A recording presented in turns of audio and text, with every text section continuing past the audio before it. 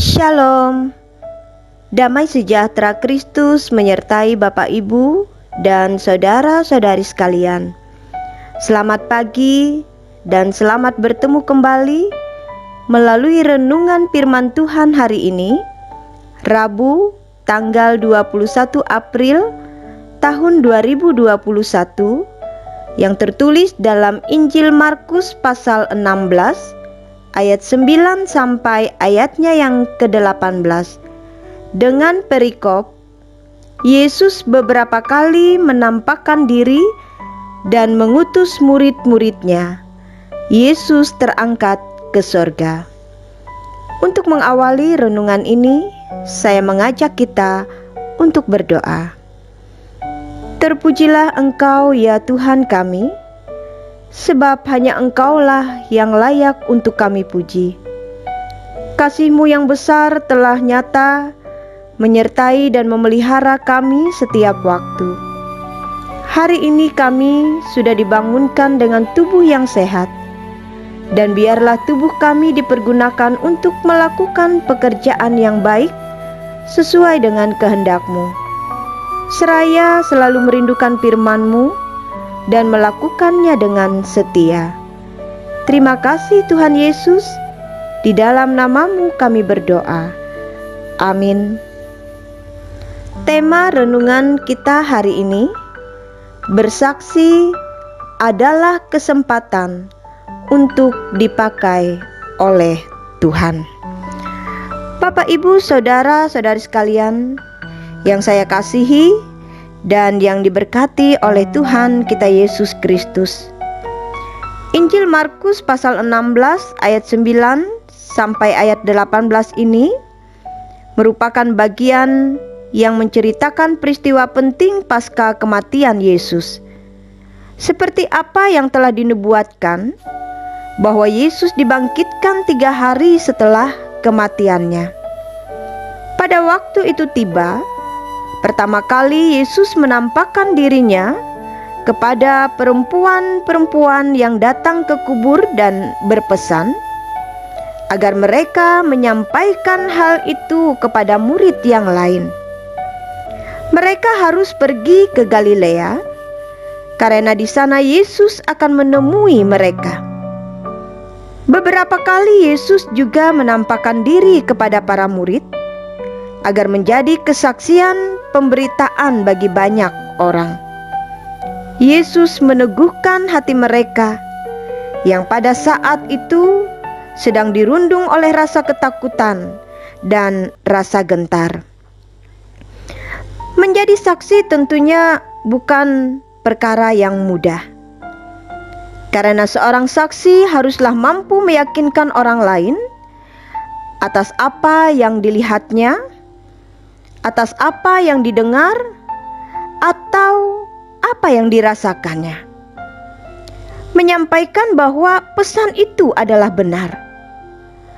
Tentunya dalam posisi ini, Maria Magdalena, murid Tuhan Yesus yang lain yang ikut datang ke kubur, dan 2 murid yang dalam perjalanan ke Emmaus yang menyaksikan kebangkitan Yesus, mereka mengalami dilema yang sangat besar. Mereka mengalami dilema yang sama. Di tengah perkabungan dan duka atas kematian Yesus yang baru beberapa hari, mereka dikagetkan dengan apa yang mereka lihat. Ada berbagai pesan dan juga sekaligus perasaan campur aduk antara terkejut, takut, takjub, sukacita untuk menyampaikan pesan kepada orang-orang. Apalagi dalam posisi ini, apa yang mereka sampaikan juga tidak mudah dimengerti, apalagi dipercayai. Khususnya konteks pandangan masyarakat Yahudi tentang kesaksian perempuan sebagai kaum kedua dalam masyarakat, dan juga kebangkitan orang yang mati dalam tradisi Yahudi menjadi sesuatu hal yang sulit untuk diterima. Pada saat kebangkitan Yesus dinyatakan, banyak orang, bahkan para murid pun tidak percaya. Sehingga Yesus menampakkan diri kepada ke-11 orang itu. Dan Yesus mencela kedegilan hati mereka. Sebab masih ada keraguan, ketidakpercayaan, dan juga keangkuhan yang bisa saja timbul dari pandangan murid yang masih kecewa dan patah hati. Perasaan itu karena mereka melihat Yesus harus mati dan tidak menjadi Mesias seperti yang mereka harapkan. Atau bahkan memandang rendah orang-orang yang menyaksikan dan memberitakan berita kebangkitan lebih dulu. Sehingga teguran ini disampaikan oleh Yesus kepada mereka. Saat hati mereka menerima arti kebangkitan yang sesungguhnya, mengerti arti Yesus sebagai juru selamat, maka para murid siap diutus untuk memberitakannya. Kuasa kebangkitan Yesus menunjukkan otoritas ilahi, mengubahkan kedegilan hati, ragu, takut, menjadi ketetapan hati yang turut melakukan aksi. Bahkan mereka diberikan kuasa melakukan tanda mujizat, pelayanan, penyembuhan. Dengan melakukan hal itu, semakin banyak orang turut mengalami kuasa kebangkitan Yesus, sekalipun tidak lagi secara langsung menyaksikannya. Bapak Ibu sidang jemaat yang saya kasihi dan yang diberkati oleh pertolongan Tuhan Yesus Kristus. Lalu apa yang menjadi pergumulan orang percaya saat ini dalam mengingat kembali peristiwa kebangkitan Yesus? Tentunya tidak mau memiliki kedegilan hati, di mana kehidupan kita tidak mau melihat dan merasakan kuasa Tuhan yang sesungguhnya. Banyak orang mengaku percaya hidup dekat dengan Tuhan, melayani Tuhan, bercakap-cakap dengan Tuhan, malahan memiliki hati yang keras dan hati yang tertutup tanpa mengalami kuasa Tuhan, seperti contoh para murid pada saat itu. Agak sulit diterima mengapa malah para murid yang dekat dan selalu turut dalam pelayanan Yesus menerima celaan atas ketidakpercayaan. Sebab itu dalam Paskah kita mengaku percaya, harusnya benar-benar mengalami kuasa Tuhan di dalam kehidupan kita yang harus diawali dengan pengertian bahwa yang pertama, kuasa kebangkitan Yesus mampu mengubahkan hati. Kuasa Roh Kudus menolong kita mengerti arti kebangkitannya, seperti apa yang dialami para murid Yesus. Mungkin iman kita pun kadang goyah atau terlalu dangkal untuk melihat kemahakuasaan Allah dalam karya keselamatan Yesus. Kuasa inilah yang akan membukakan kedegilan hati yang awalnya tidak percaya, takut, ragu menjalani kehidupan menjadi semakin mengalami atau merasakan kehadiran Tuhan itu sendiri. Kuasa ini diterima sebagai pemberian Tuhan, sebab kita mau mendengar, kita mau mempelajari, serta kita mau merenungkan firman Tuhan dengan sungguh. Setiap orang yang mau, baginya akan diberikan hati yang baru. Ada pengertian, ada sukacita, ada kedamaian.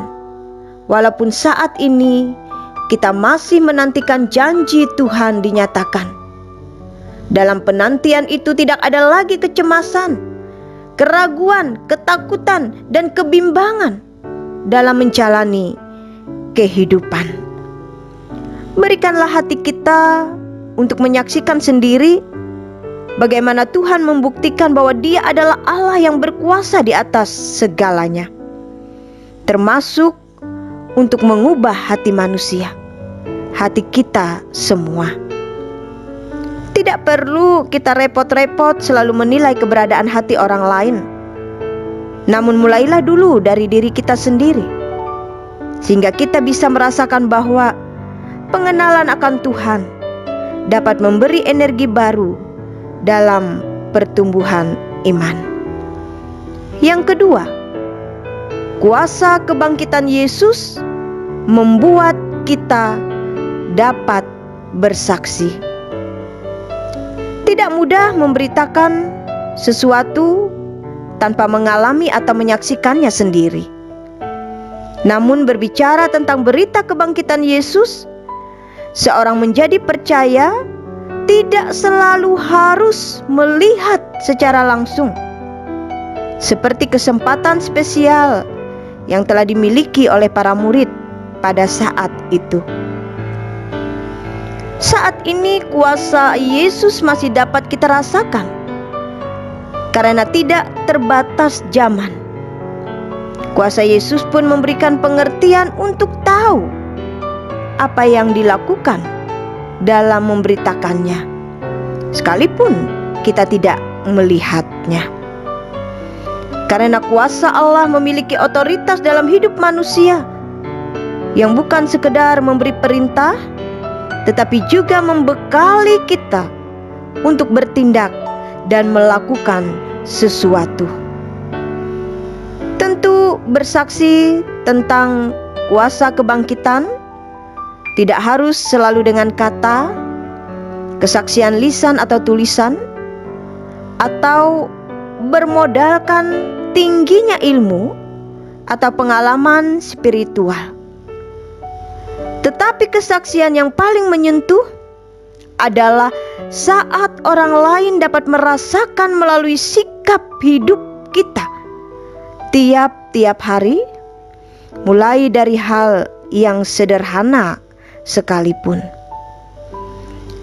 Kesaksian akan kuasa Yesus intinya adalah menyatakan kebenaran firman Tuhan dalam setiap kemampuan dan kesempatan hidup kita masing-masing. Cara bersaksi pun tidak selalu harus sama bagi setiap orang. Juga bukan berbicara tentang penilaian atau bagus atau tidaknya, melainkan banyak tanda yang dapat disampaikan sesuai dengan panggilan masing-masing yang Tuhan telah berikan kepada kita.